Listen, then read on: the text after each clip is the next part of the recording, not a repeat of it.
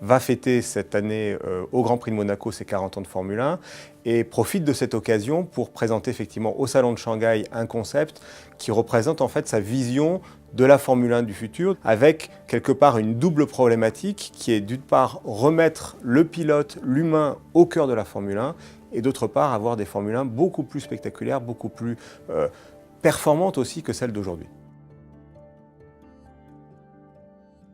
On parle d'une Formule 1 qui va faire plus de 1360 chevaux, alors qu'aujourd'hui, on est plutôt sur des Formule 1 qui font 900-950 chevaux. Ce que propose Renault, c'est d'une part de conserver le V6 turbo tel qu'il existe aujourd'hui et d'autre part de renforcer la partie électrique, d'autant que selon Renault on doit faire des efforts sur le poids, réduire le poids, baisser le poids des Formule 1 d'environ 100 à 150 kg, ce qui va donc permettre d'obtenir un rapport poids-puissance exceptionnel. Et puis tout ça s'accompagne d'un point de vue mécanique de gros progrès aussi, puisque Renault propose des Formule 1 à 4 roues directrices, des Formule 1 à 4 roues motrices et aussi des Formule 1 dont l'aérodynamique va être profondément modifiée avec une aérodynamique gérée par le pilote en temps réel, des ailerons qui vont sortir, s'incliner de virage en virage. Et donc tout ça, d'après Renault, doit augmenter le spectacle et rendre les Formule 1 beaucoup plus visuellement attractifs qu'elles le sont aujourd'hui.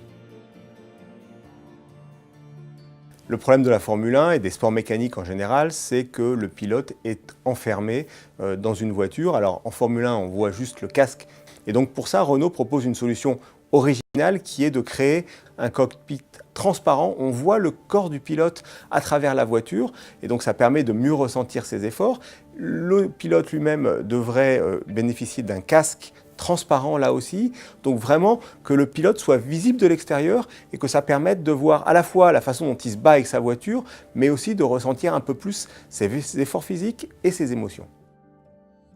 Ce qui est intéressant aussi sur cette monoplace du futur, c'est la façon dont elle peut communiquer avec le public. Il y a un système très intéressant qui apparaît sur les roues avant de la monoplace qui permet, grâce à un système de LED, sur la roue, d'afficher un certain nombre d'informations comme le tour dans lequel se trouve cette voiture, comme pourquoi pas sa position dans la course. Donc ça permet là aussi de renforcer la communication avec les spectateurs, avec les fans.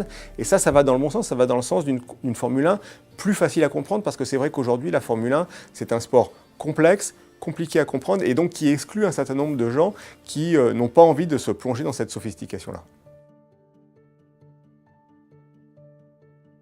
Le problème des Formule 1 aujourd'hui, c'est que toutes les Formule 1 se ressemblent. Donc pour un constructeur automobile comme Renault, qui est là quand même pour faire la promotion de ses voitures de tourisme, c'est un souci. Et donc Renault essaye de résoudre ce problème, d'une part en redonnant à ce concept la signature visuelle de ces voitures de tourisme, c'est-à-dire qu'on retrouve les feux de jour en forme de C qui existent aujourd'hui sur les Renault de tourisme, et en mettant beaucoup plus en avant son logo avec un système de rétroéclairage. Le losange est rétroéclairé pour se distinguer un petit peu des autres Formule 1 et faire un clin d'œil plus appuyé aux voitures de tourisme de la marque. Renault s'engage en Formule 1 durablement, ils sont là, disent-ils, pour les 10 prochaines années, et il faut s'en réjouir, c'est une bonne nouvelle pour tous les fans français. Et puis c'est aussi la façon pour Renault d'envoyer un message à un moment clé de la Formule 1. C'est pas un hasard si Renault présente aujourd'hui ce concept. Bernie Ecclestone a cédé la main, de nouveaux acheteurs ont repris les rênes de la Formule 1 et veulent développer spectacle, veulent faire évoluer les règles. Et donc, c'est un peu la façon pour Renault d'influer dans les négociations, les discussions qui vont commencer, fait aussi de la politique avec ce concept en donnant sa vision à lui de la Formule 1 de demain.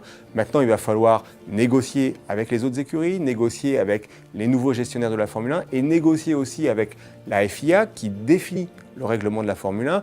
Et on sait que le règlement, c'est souvent ce qui éteint un petit peu la volonté de faire du spectacle parce qu'on se retrouve contraint par des règles techniques. Donc voilà, on rentre dans une grosse période.